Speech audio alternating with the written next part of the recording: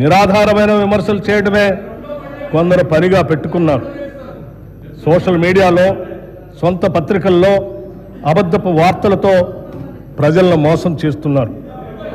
ఇటువంటి విమర్శలను సమర్థవంతంగా తిప్పికొడుతూ వాస్తవాలను ఎప్పటికప్పుడు ప్రజలకు తెలియజేయటం మా బాధ్యత.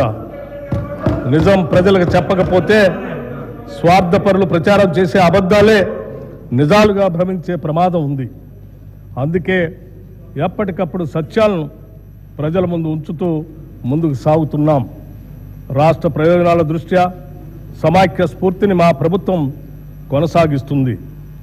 సమ్మిళిత అభివృద్ధి సంక్షేమాలను ప్రజలకు అందించేందుకు గాను ప్రజాస్వామ్యబద్ధంగా ముందుకు సాగుతున్నాం.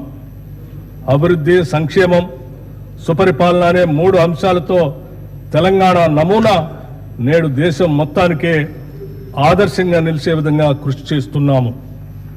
అధికారంలోకి వచ్చిన తొలి ఏడాదిలోనే గత పాలకులు సృష్టించిన సవాళ్లన్నింటినీ ఎదుర్కొని మా ప్రభుత్వం పరిపాలనా సత్తాను చాటుకుంది.